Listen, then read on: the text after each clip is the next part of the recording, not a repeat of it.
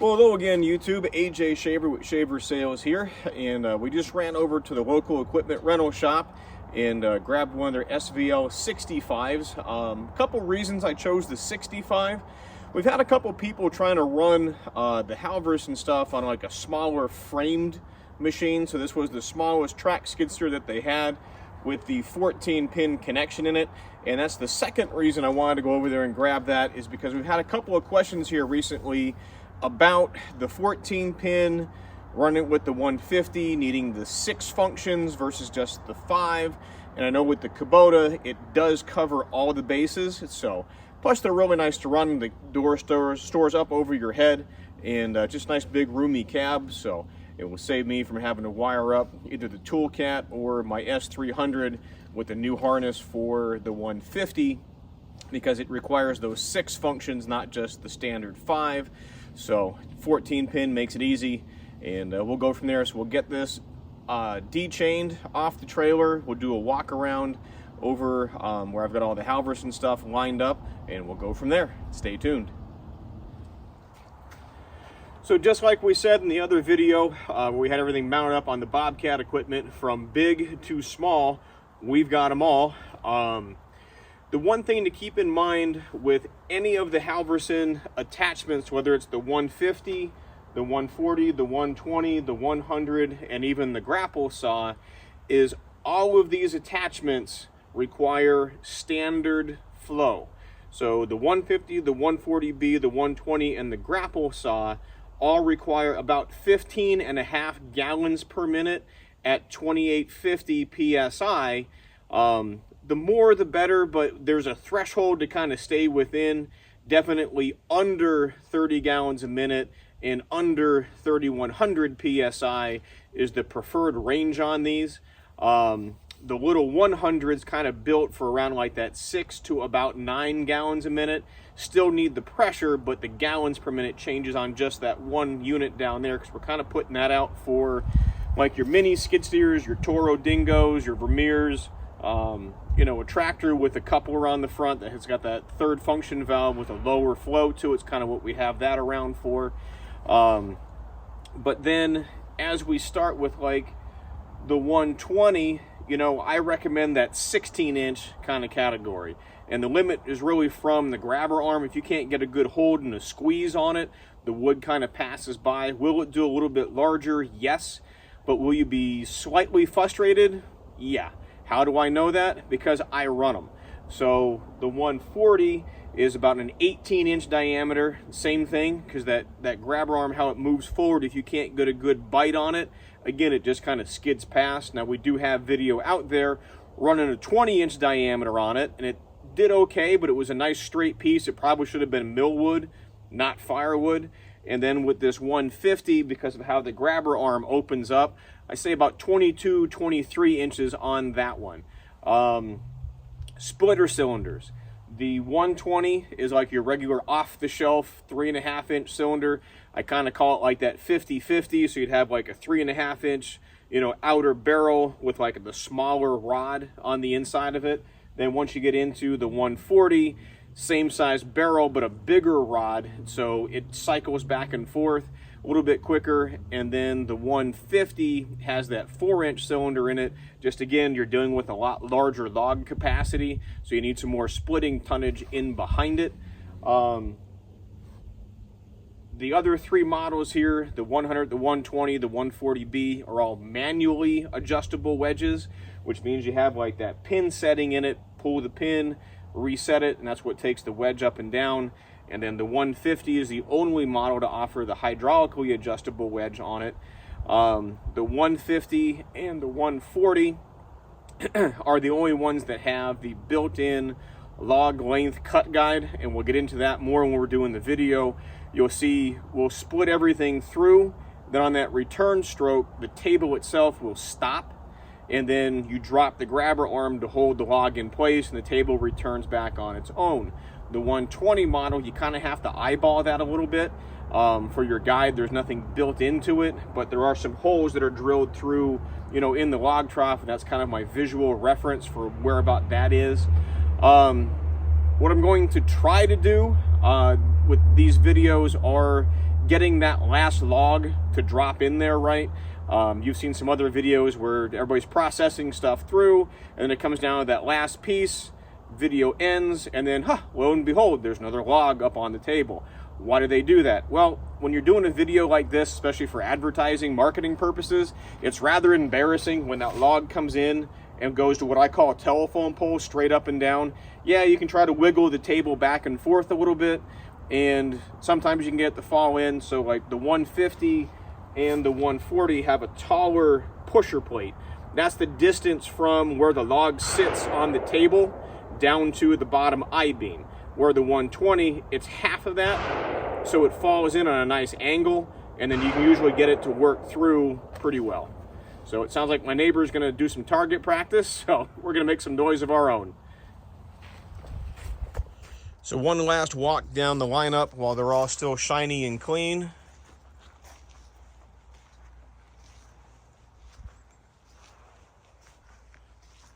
The GS 125 heavy duty actually has the same saw motor as the 140 and the 150. The 100 and the 120, the saw motor is on the inside of the processor, so you would kind of change that like your normal chainsaw with the 14mm wrench, because the drive sprocket and everything is right there. But it's just on this 150 and the 140 that you have to take apart the outer bolts here on the saw motor and just kind of separate these two pieces so you can get that, little space down there to let the saw chain come around. Same thing here on the 140. There's the 120 with the motor on the inside. And the 100.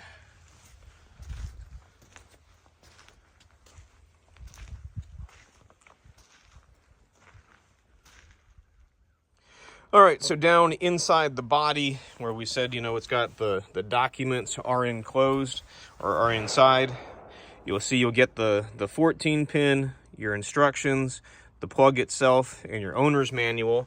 And what we're going to be looking at today is the Kubota sheet.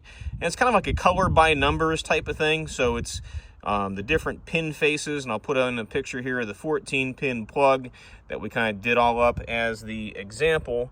But everything is color coded right through the whole machine down to the valve body itself. All right, I'm going to attempt to do this. So we have the K represents the red wire. So we have the K shown there.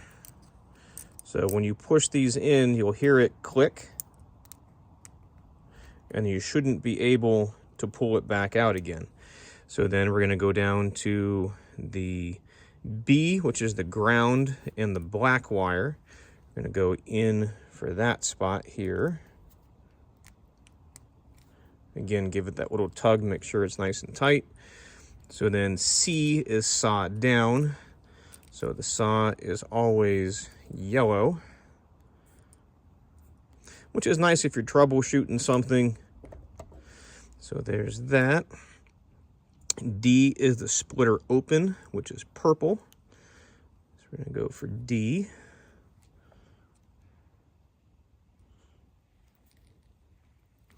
Come on, get in there. And then E is the grabber arm down, which is in orange. Or no, I'm sorry, E is orange. So E is up here.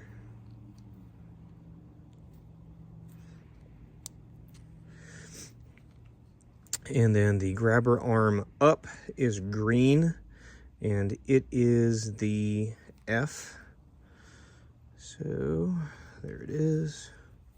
And again, that's why I have all of these are done up in that neon green from before, just so you can kind of make this a little bit easier for seeing, because even my 42-year-old eyes have trouble. And then the splitter back, which is blue, is going to go into the H category, which is going to be right here. on the very bottom. Sorry, this is getting a little full.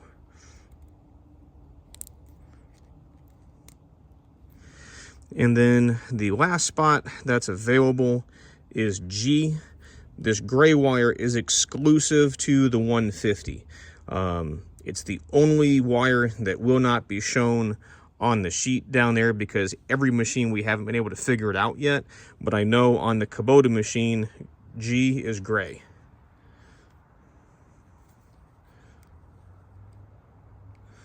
Good.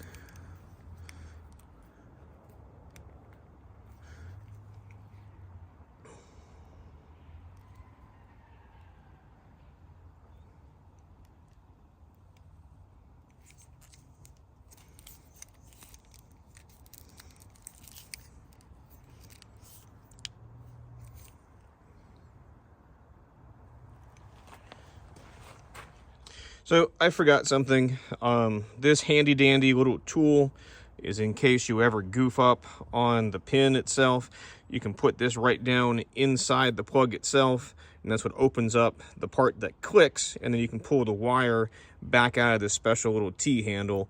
It's for just making a correction if you go into the wrong spot. And one of these is always in the baggie with the other couple pieces.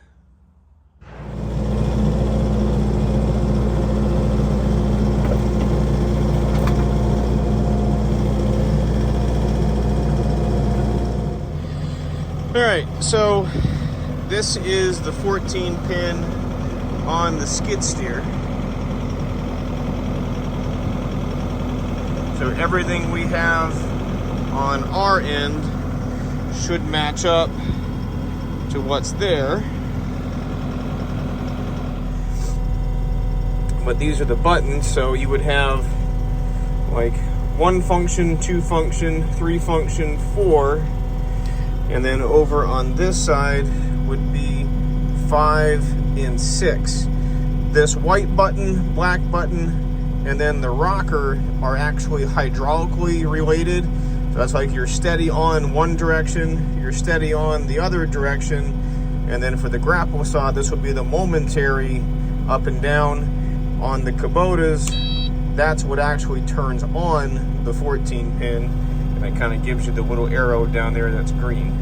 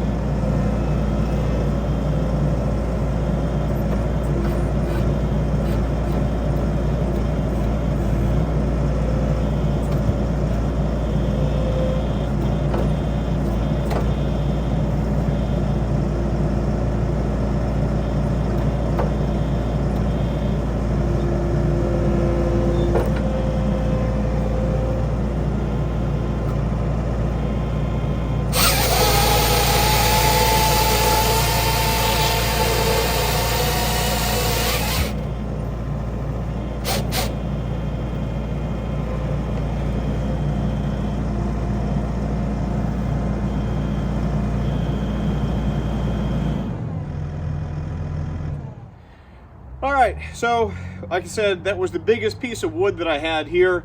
I'm almost out of firewood. Trying to get some more stuff brought in, but I wanted to get through what we've had. So I haven't really seen the back of my wood pile in about 3 years, so just trying to get everything cleaned out. And I think this big piece of pine came up from my neighbor's property. I believe we actually brought this one up here with that little gray CX-9T ATV trailer from Camex. So I'll see if I can't find the footage on that. But I think that's where this one came from. Much like the 120, there's nothing really set on this for a length guide. But if you look at this bottom arm that comes off on the grapple down here, the saw literally sits 2 inches to the outside of that arm. So when I would go over top, I would kind of eyeball how much was to the right of that bottom, you know, tine on the grapple, and then that's right where the saw would pass down through. So this one is 20 inches in diameter. Actual saw length is 28, and I'm stopping here on the black piece of metal because that's about even with the inside grapple. So when you know, grab it, that log sits back up in, you know, on the curve. It doesn't go all the way back to the drive sprocket. So you kind of have to go from that point out, which is right about 28 inches.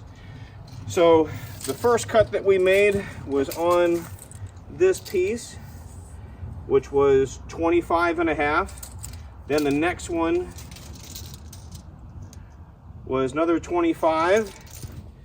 Then we were at 19,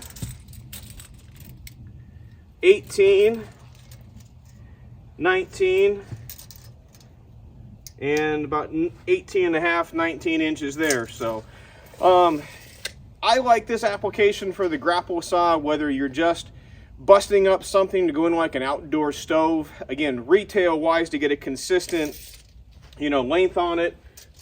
That one's 15.5, about 13, 14, 17, 14, and 14.5. Not too bad for guessing, but it's not that picture perfect 16 inches that you're going to get out of either the 140B or the 150. But, you know, if you're in some kind of a storm cleanup, emergency management where there's trees down across the road, having this implement on a skid steer like this would be priceless. You'd have trees across the road and the guardrails. You could drive right in, munch them up into pieces, chuck them back out of the way, and the operator is dry.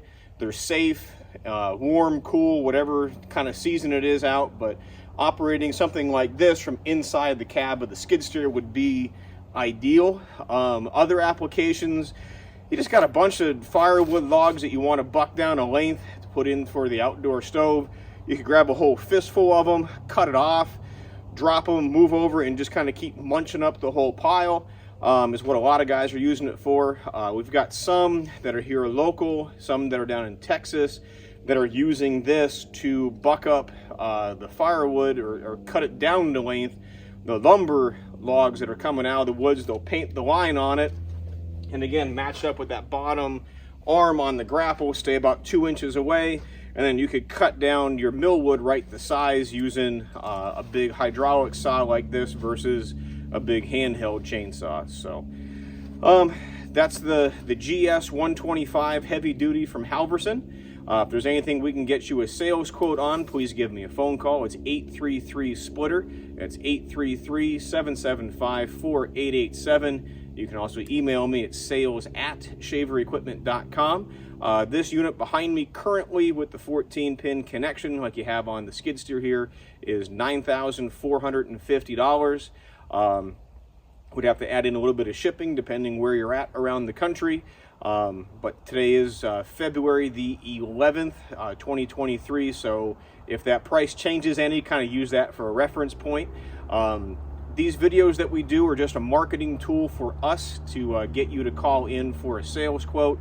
We're not reimbursed by any of the manufacturers that we rep for. So if we can earn you that quote, 833-SPLITTER, sales@shaverequipment.com. Don't forget to hit that like and subscribe button. Stay up to date on all of our latest videos, and we'll see you next time. Thanks for watching.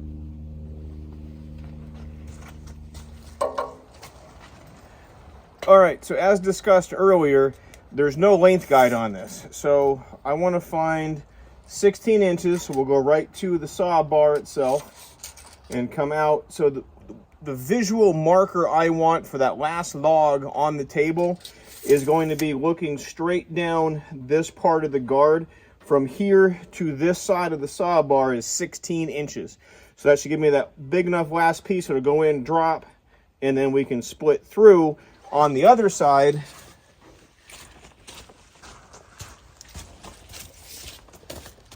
visually I'll go from the saw bar to right about the center of that circle is the other piece that I want to catch. So again, saw bar to center circle is 16 inches. So I'll be able to see like the face of the table come back. I'll stop it about here, clamp the wood, retract it back. That should leave me a nice 16-inch piece exposed, just for, that's what I'm doing from inside the cab. So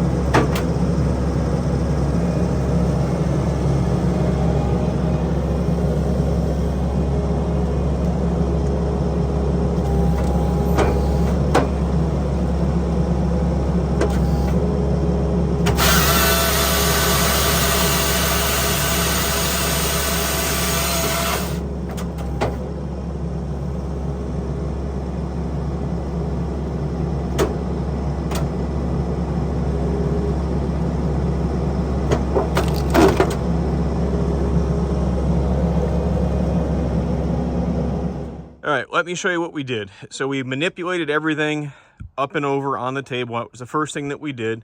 Then you saw me set this thing on the ground.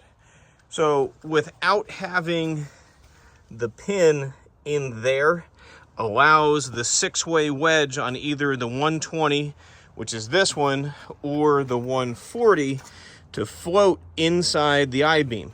Now I wasn't sure how much room I had on the bottom, but I'm still gonna get 2 nice pieces, or 4 nice pieces really, out of this one, and some kindling off the bottom. Maybe the next piece I'll drop it just a little bit to pick it up, but you know, 6 ways out of what, an 8-inch piece here? Yeah, roughly about 9 inches, give or take.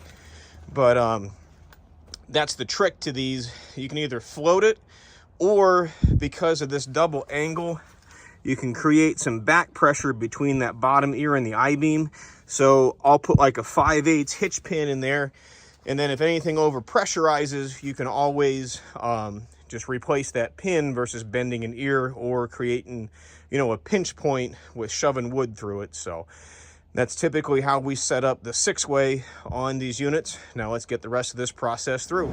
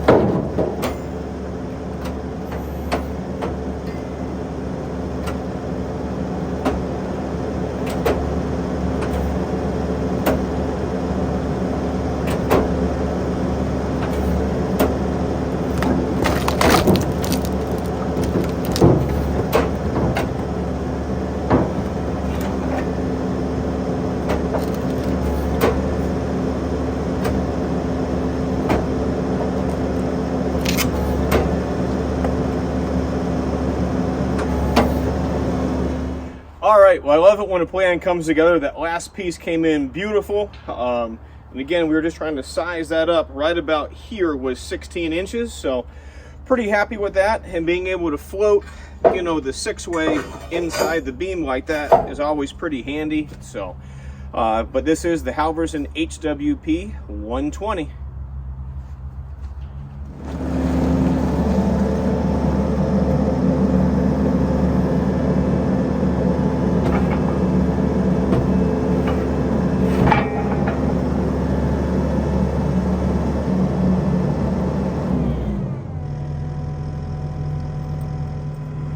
So one thing I forgot to tell you guys about with these 120s and 140Bs is when you take the wedge completely out of it, you can just split rounds. There's no backbone here.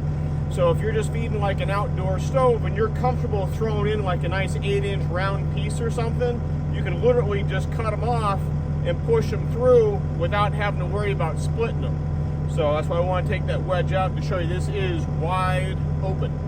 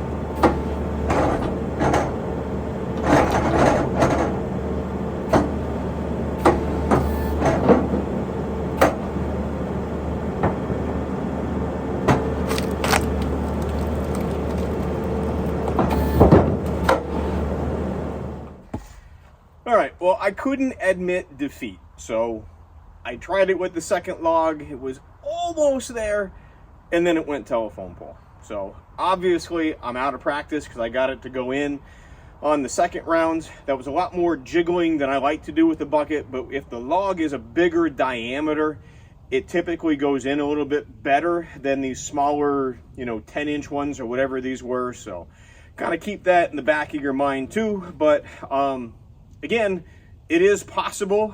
Not the prettiest this time around, so I'll hang my head, but hey, keeping it real, it's what we do. So this is the Halverson HWP 140B.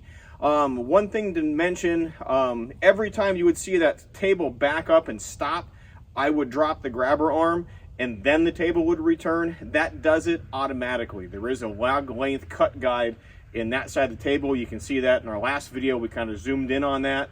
So HWP 140B.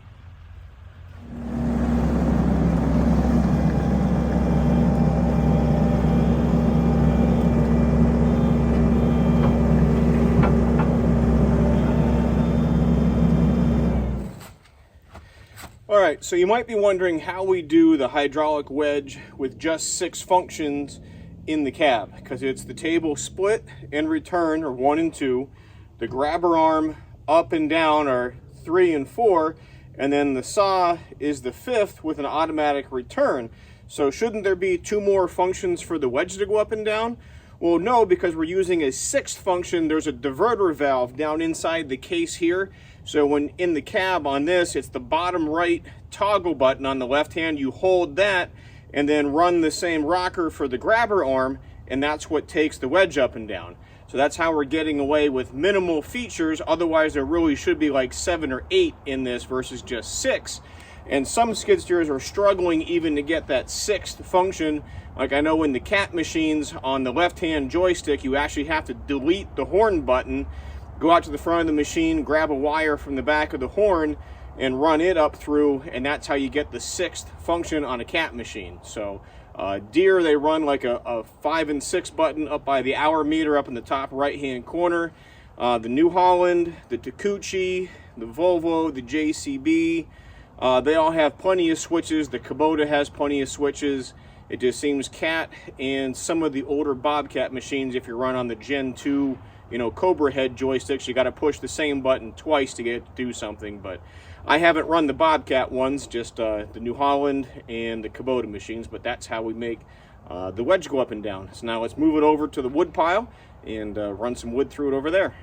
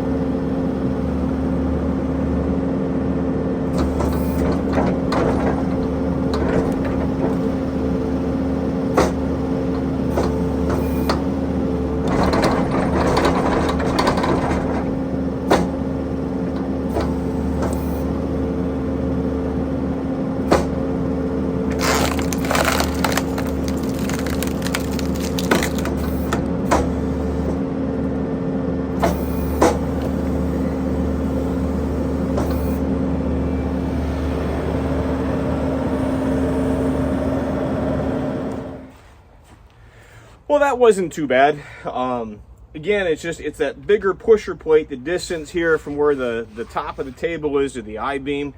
You know, that 120 sits right about here at 6 inches, and then the 140 and the 150 are the full 12 inches. So just trying to get that right angle in there so it can drop and then go through. But, you know, like you saw in the video there, having this wedge, you know, being able to go up and down on its own is a pretty slick system. So this is the HWP 150 from Halverson. So let's get it taken back over here. We'll line it up with the other two and just do one last wrap up and call it done for the day.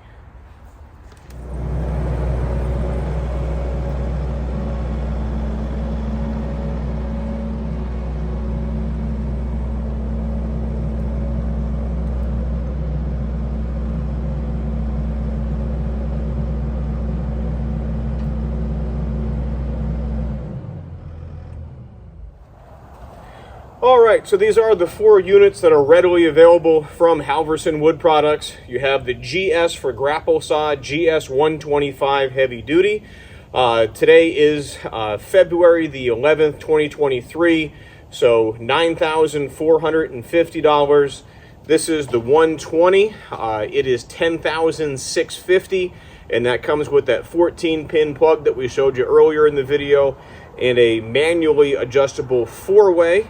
This is the HWP 140B. This is 16.5, and again, the manually adjustable 4-way and that 14-pin connection. The 150 that's still hooked up to the skid steer is 21.5, and again, that's a hydraulically adjustable 4-way and the 14-pin connection system. Now we can add a 6-way wedge to the order. We can do the in-cab harness where you get the 3 buttons on either joystick controller, or if you're in something with the steering wheel, whether it's a telehandler, a tractor, a front end loader, or something like that, we can do a one-handed controller or joystick to have all the functions on one hand. We do extra saw chains that we can throw in the box. The same bar and the same chain go on the 120 and the 140. It's a 78 count tooth chain. It is a 404 harvester bar and chain. And then I believe the grapple saw and the 150 take the same chain and bar, which is a 93 count driver.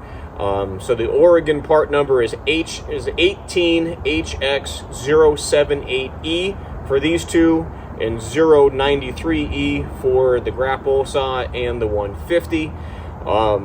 We're always having to charge a little bit of shipping to get stuff brought in from Minnesota. The whole Star Trek thing of beam me up Scotty and poof to poof, it doesn't happen yet. So we try to bring these in. We brought in, you know, these 5 or 6 pieces. I think the whole bill was like $3,000. So we just kind of divvied that up, you know, among the 6 pieces that are here. And they are readily available. 2 of the 120s, 1 of the grapple saw, 1 of the 140, 1 of the 150, and 1 of the 100. So give me a phone call. It's 833-SPLITTER. Actually, before I do that, I forgot one important thing. Safety on these 3 pieces.